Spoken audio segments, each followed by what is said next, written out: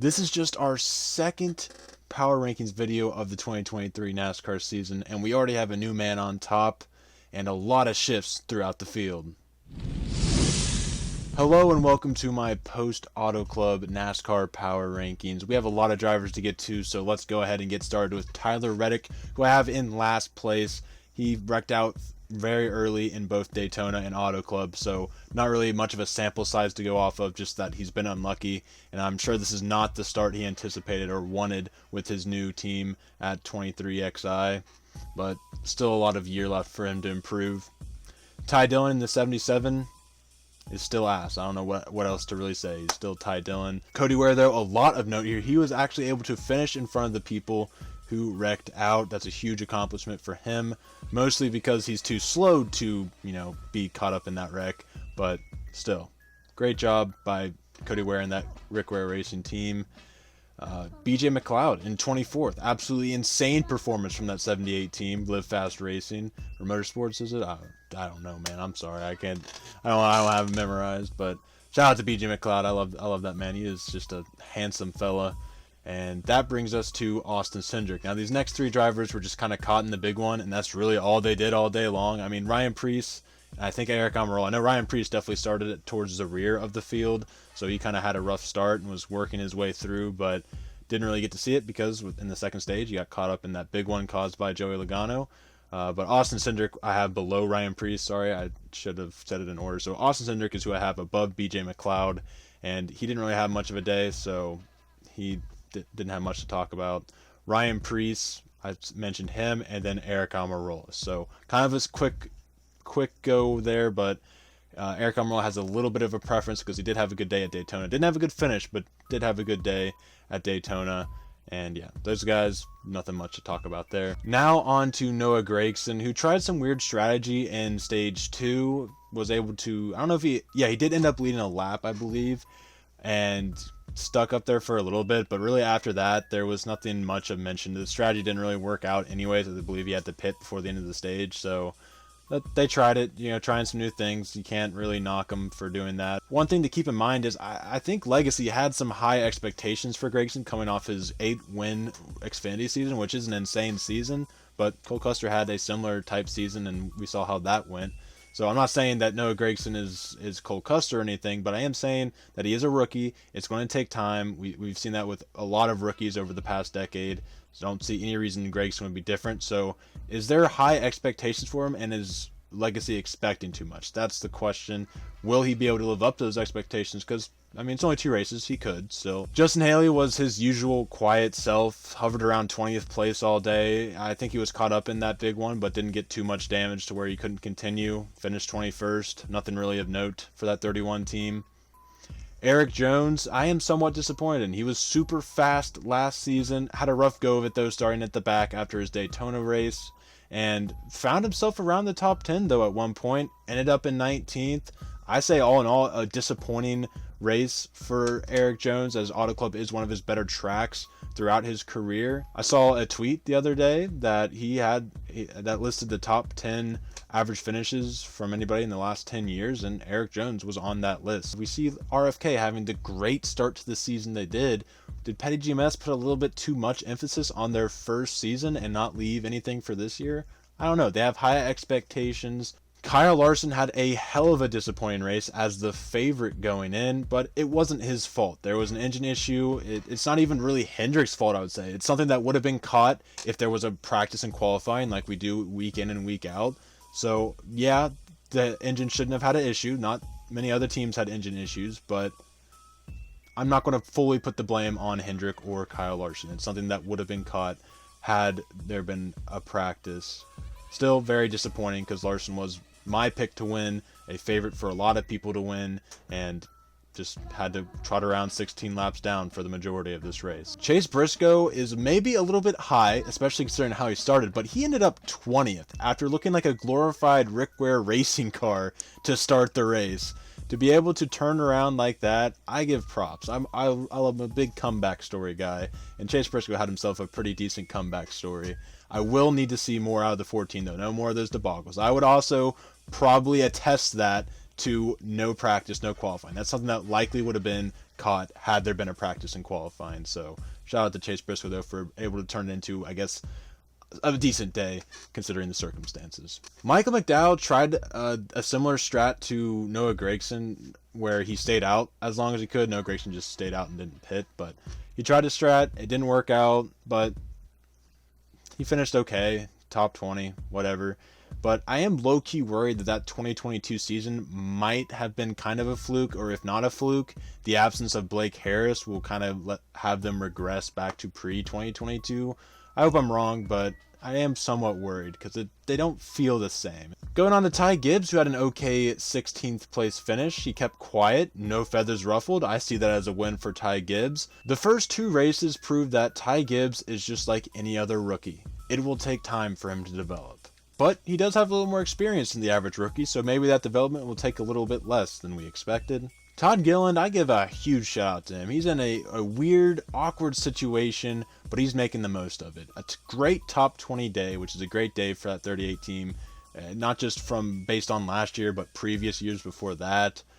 And finished in front of his teammate, Michael McDowell, who, was on a different strategy, but screw that. Take that front row. Todd Gilliland deserves a full-time ride. Give him that one race. I don't understand why he can't get that one race, but that's just NASCAR for you.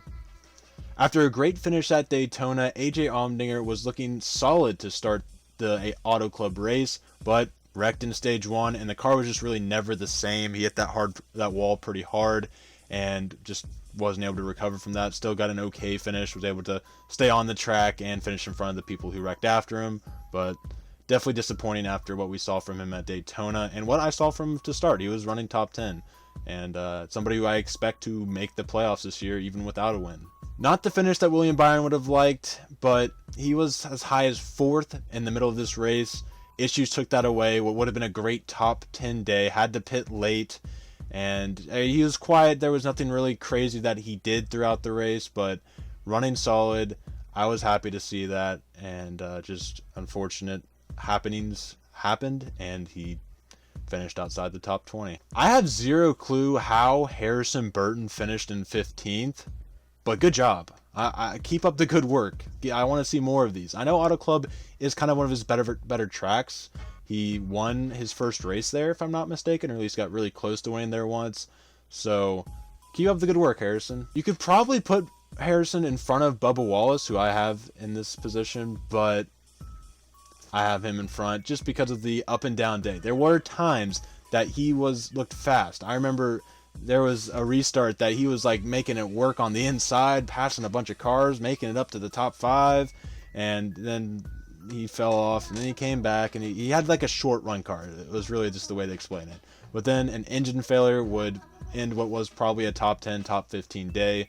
So unfortunate happenings there, but is it something that could have been caught in practice? Probably not, because it happened later in the race. Christopher Bell moved the most out of anybody else on this list, and it is in the wrong direction, as he started on the pole after a great Daytona 500 speed week, but he started on the pole, fell through the field very quickly, got caught up in that big one, and that was it. I don't know what he did to Auto Club to make Auto Club hate him so much, but it despise him. He has not finished in the top 30 in his NASCAR Cup Series career at Auto Club. So he needs to, while this Auto Club's on a hiatus, he might want to do a little relationship managing with it, because it's not in a good position right now.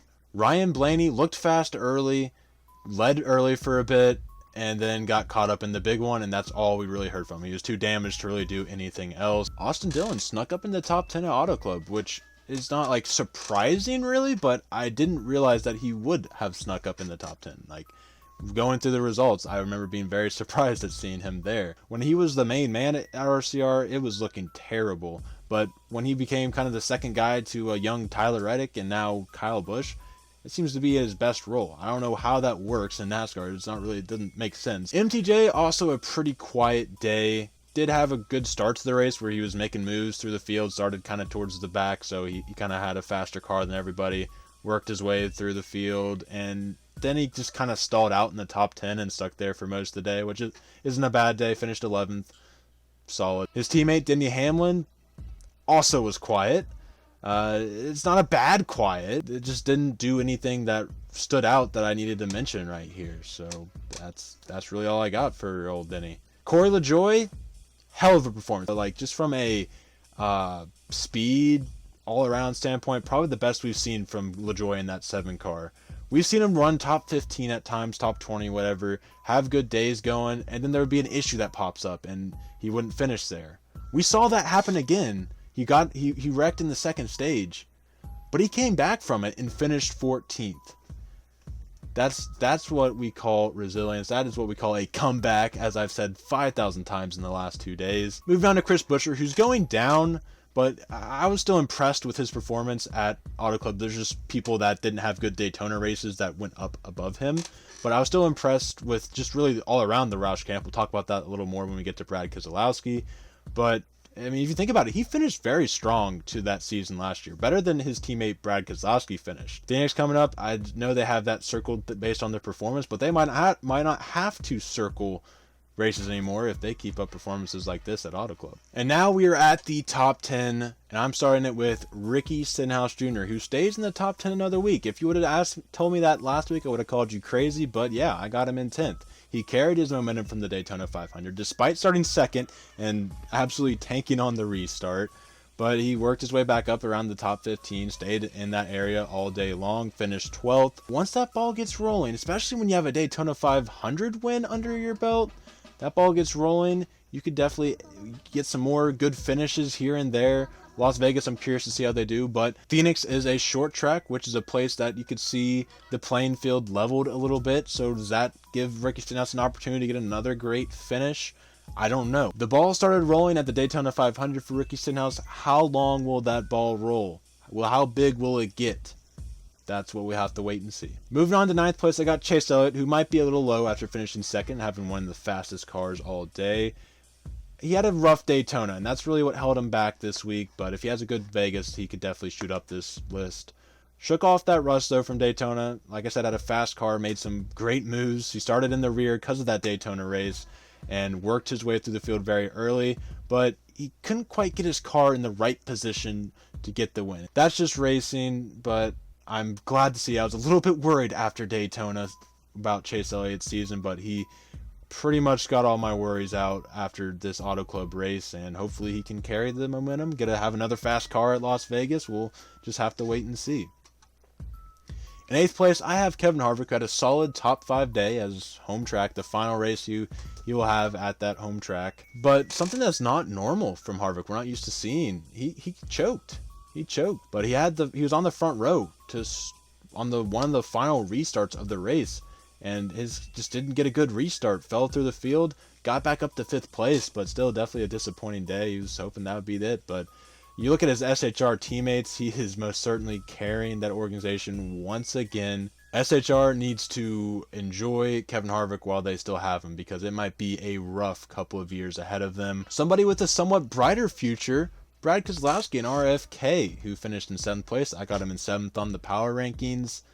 A very impressive day at Auto Club. Driving for RFK, getting that top 10, that's a good day for him. Was the fastest at Daytona. Just a great start all around for both RFK cars. And I've said it 5 times this video. Get that ball rolling, you don't know what could happen. I spoke wrong. Keselowski was in 6th, but you get my point. Alex Bowman is down 2 positions, but I am still very satisfied with his performance. A top 10 at Auto Club, top 5 the week before at Daytona. 2 great finishes to start off the year, and he has just been consistent. He was consistently up front at Daytona. He was consistently in the top 10 here at Auto Club, and that is key for this 48 team, something that we missed from last year. Joey Logano was 1st place on our power ranking list last week.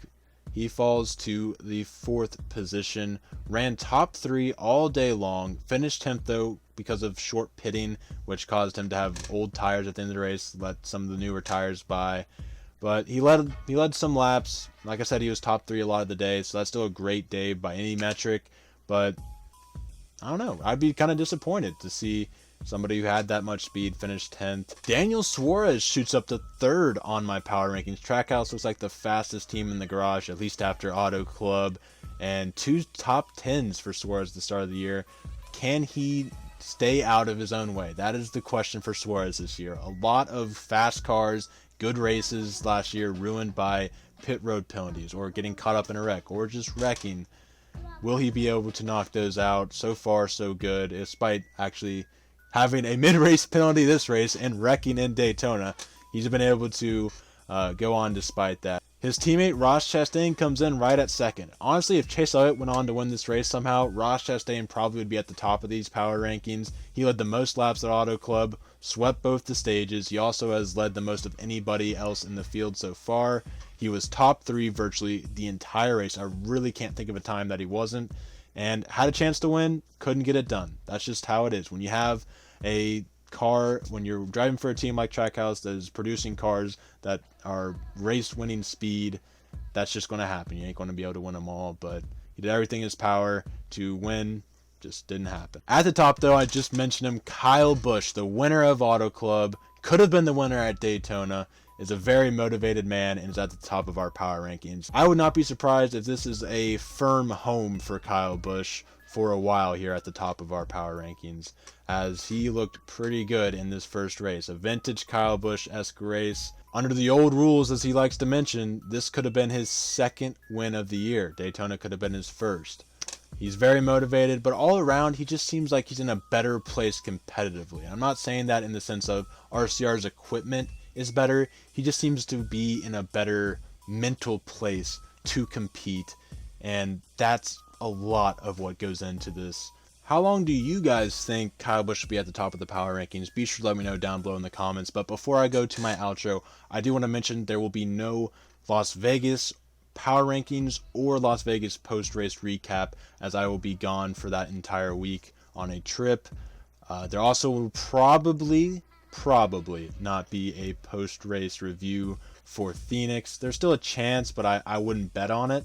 There will be a post-Phoenix power rankings video, though, so be sure to stay tuned for that. I do have a video planned, though, for next week that should, if everything goes to plan, it will be out by then. I teased it in previous videos, so hopefully you guys will enjoy that.